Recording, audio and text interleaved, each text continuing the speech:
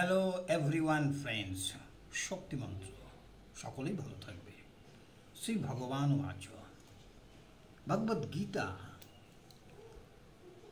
উত্তম জ্ঞানযজ্ঞ।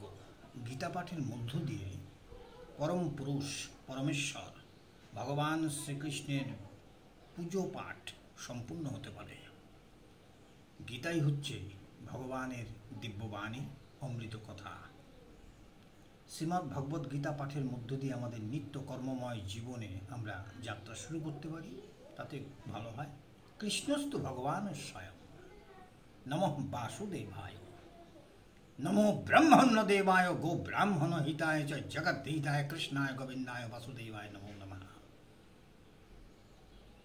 ভগবান বলছেন, অহংকারম বালং দর্পম কামম ক্রোধং পরিগ্রহম বিমুচ্চ নির্মম শান্ত ব্রহ্ম ভুবায় কল্পতে।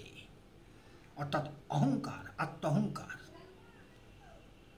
বল, দর্প, কাম, ক্রোধ এবং পরিগ্রহ পরিত্যাগ করে খুব প্রশান্ত চিত্তে সংযত মনে ব্রহ্ম উপাসনায় রত হও, ব্রহ্মলাভে সমর্থ হও। সনাতন হিন্দু ধর্মের সর্বশাস্ত্রের এটাই হচ্ছে অমোঘ বাণী এবং ঘোষণা।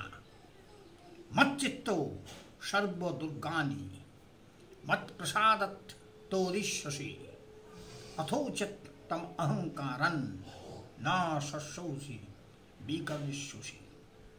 মদগত চিত্ত হলে আমার কৃপায় সমস্ত বিঘ্ন আপদ বিপদ তুমি উত্তীর্ণ হয়ে যাবে, কোনো সন্দেহ নেই। আর যদি অহংকারের পরবশ হইয়া তমসাচ্ছন্ন ভোগাসক্ত হয়ে মায়ার দ্বারা তাড়িত হইতে হইতে তুমি আমার কথাকে অগ্রাহ্য করো, মান্যতা না দাও, শাস্ত্রকে অস্বীকার করো। যা শাস্ত্র মৌদি বিধিমুৎসৃজ্য বর্ততে কামকারত না সিদ্ধিম নবাপ্নৌতি না সুখম না পরাঙ্গতি। তার সুখ শান্তি ইহকাল পরকাল কিচ্ছু থাকবে না, জিরো হয়ে যাবে। সুতরাং ভগবানের কথাকে মান্যতা দিতে হবে, ঋষিবাদকে মান্যতা দিতে হবে।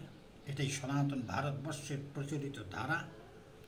এবং গীতাকে একমাত্র পাথেয় করে গীতাকে জীবনে প্রতিষ্ঠা করতে হবে।